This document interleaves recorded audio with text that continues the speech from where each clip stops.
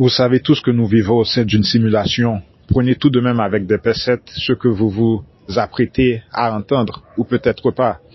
Alors voilà, certaines personnes proposent que nous sommes au sein de laboratoires d'incubation, un peu comme dans la matrice. Apparemment, les méchants se trouvent aussi au sein de ce laboratoire. Seuls les gens éveillés sont en mesure de se réveiller au sein de ces capsules. Honnêtement, je l'avais entendu pour la première fois au sein de la chaîne YouTube, l'Agence Cosmique. Pour ce qui est de la chaîne et de ce que j'en pense, c'est une autre histoire, bien que mon opinion est que les protagonistes sont majoritairement positifs. Ensuite, l'histoire derrière, c'est un tout autre sujet, mais veuillons poursuivre avec le sujet présent. Apparemment, cela ne finit pas là puisque d'autres sources corroborent leur dire et ajoutent même que nous vivons au sein d'un vaisseau spatial, ce qui est possible. Nous vous avons dit que la Terre a des fonctions primaires, secondaires, tertiaires, quaternaires. La Terre est un vaisseau spatial en réalité, du moins une de ses caractéristiques. Et pour ceux ayant le Merkaba activé, lorsque vous êtes couché, vous pouvez sentir votre corps, biologie, comme tourner en rond. Et ce n'est pas une illusion, car le Merkaba est à la fois un concept, un objet, disons, un être vivant. Il existe différents niveaux de manifestation avec le Merkaba, et c'est aussi un trésor, mais ce sera pour une autre vidéo. Donc le Merkaba lui-même est un vaisseau spatial puisque le modèle et toute invention se sont inspirés de la biologie de l'homme. De toute façon, c'est ce que vous devez comprendre. Mais ce sentiment de tourner en rond pourrait en fait provenir du fait que vous vous trouvez au sein d'un vaisseau spatial. Afin de ne pas vous perdre, il est dit que le laboratoire d'incubation, les capsules où nous nous trouvons, sont à Nibiru, la soi-disant planète X, la planète du jugement. C'est intéressant car ce Nibiru serait l'équivalent du Nebuchadnezzar, le vaisseau spatial au sein du film La Matrice. Extrait de La Matrice. Après avoir regardé la série, la trilogie, j'en suis venu au fait qu'il existe une sérieuse divergence, un écart considérable au sein de la trilogie. Neo pense qu'il se trouve en 1999, au moment des faits, au moment où il a été contacté pour la première fois. Lorsqu'on le déconnecte, Morpheus avoue qu'il n'a aucune idée au cours de quelle année ils vivent.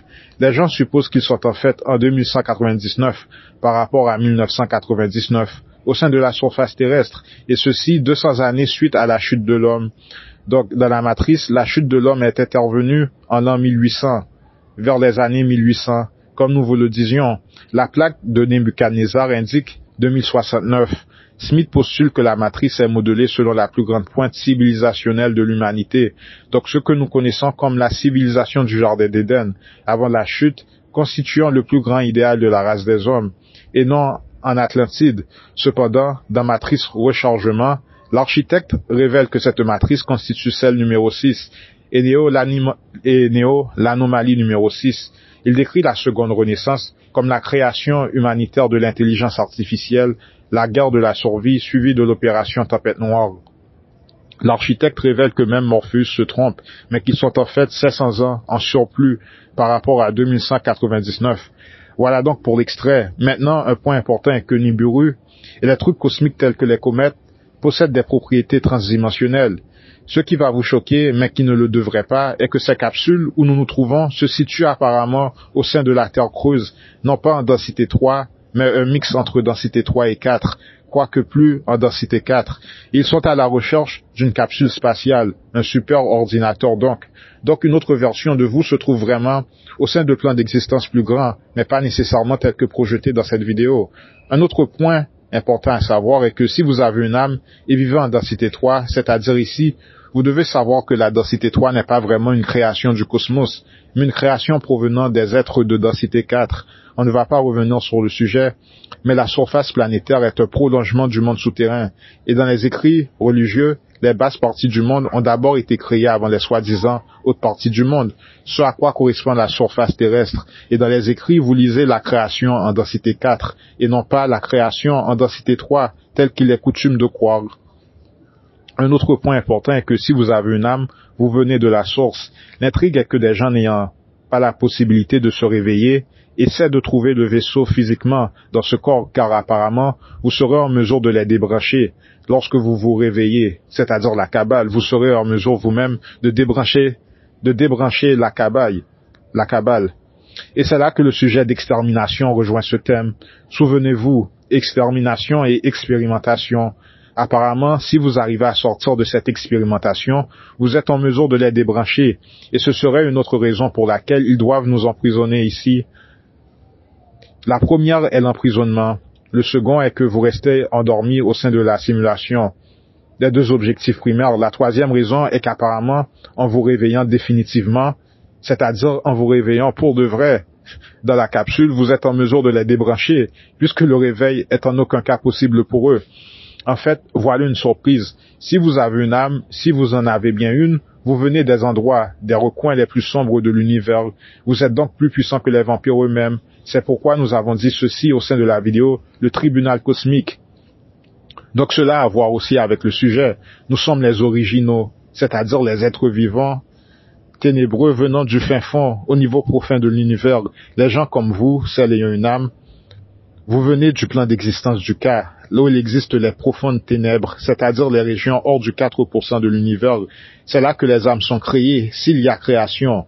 Fin de l'extrait. Et puisque nous avons cité le tribunal cosmique, ne nous arrêtons pas en si bon chemin. Si tribunal cosmique il y a, qui selon vous dirige ce tribunal cosmique, si ce n'est que les 9 éthériques, les 9 forces créatrices de la création du cosmos, c'est-à-dire vous? On dit déjà la réponse d'avance, mais écoutez tout de même. Car si les 9 forces ont bel et bien créé des mondes, il est aussi normal que la destruction de certains plans d'existence vient par le biais de ces 9 forces, car la création est démontrée 2 fois, au moment de sa création, mais aussi au moment de sa destruction. Lors de la destruction d'un système, il est possible de relever les étapes de la création de celle-ci, si vous êtes astucieux, car la destruction d'un système n'est que le renversement des processus de la création. Cela a du sens. Donc ce qui se passe actuellement est hors de portée des extraterrestres. Ils ne peuvent rien faire. Ce qu'on appelle donc la vague est un processus à la fois de création qui peut être utilisé comme processus de destruction. Ce qui est intéressant est que si vous avez une âme, un des aspects de vos soi supérieurs peut correspondre à différents titres et positions hiérarchiques dont font partie les 9. Car vous avez différents niveaux de soi supérieur. Donc lorsque je disais que certaines personnes sur Terre sont des faucheuses, c'est dû au fait que certaines personnes sont en mesure de savoir ce que la fragmentation de leurs âmes fait dans 2 à 3 mondes différents, ce qui est assez difficile en soi. Nous sommes les originaux, c'est-à-dire les êtres vivants venant du fin fond, au niveau profond de l'univers. Les gens comme vous, celles ayant une âme, vous venez du plan d'existence du cas, là où il existe les profondes ténèbres, c'est-à-dire les régions hors du 4% de l'univers. C'est là que les âmes sont créées, s'il y a création.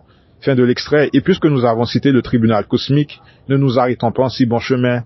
Si tribunal cosmique il y a, qui selon vous dirige ce tribunal cosmique, si ce n'est que les 9 éthériques, les 9 forces créatrices de la création du cosmos?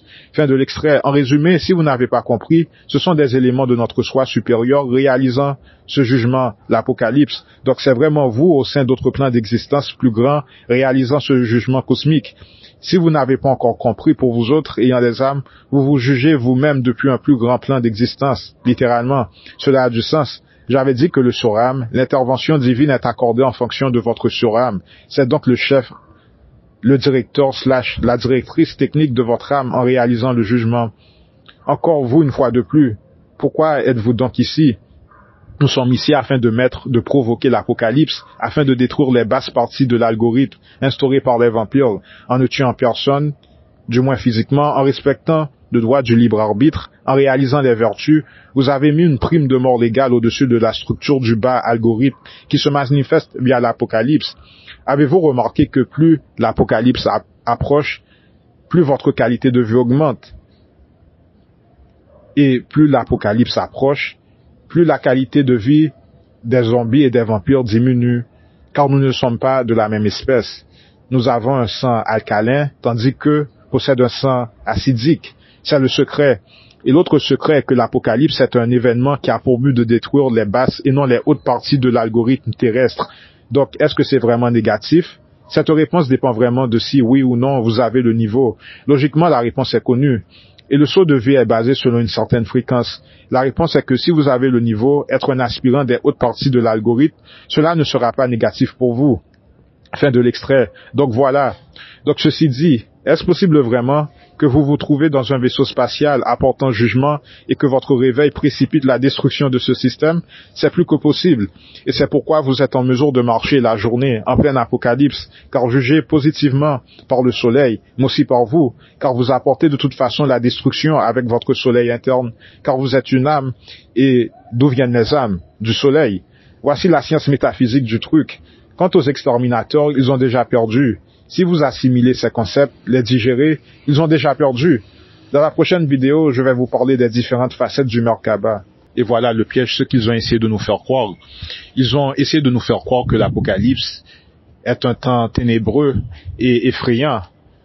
Du moins ça l'est, mais pas pour nous. Ça l'est pour les vampires, car l'Apocalypse était programmé afin de détruire le virus. Et le virus correspond aux vampires, aux êtres qui ne sont pas organiques par rapport à cette planète. Et comment se manifeste ce piège? Si cet homme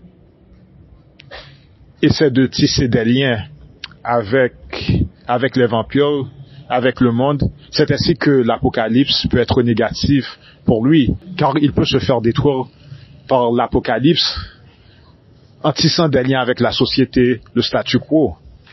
Donc, l'Apocalypse est vraiment là afin de détruire la société et le statu quo, car nous vous avons dit que la société est l'expérimentation négative entre hommes et vampires. Donc, un vrai homme, se lie d'amitié avec le monde, avec la société. Là, ça peut devenir dangereux pour lui. Mais si comme nous, si comme vous ne tissez aucun lien avec la société, etc., ce ne sera pas négatif pour vous. Et c'est là le piège. Donc l'Apocalypse n'est pas vraiment un événement négatif. Et si vous faites tout ce que vous êtes censé faire, vous n'allez pas mourir de toute façon, car vous êtes immortel.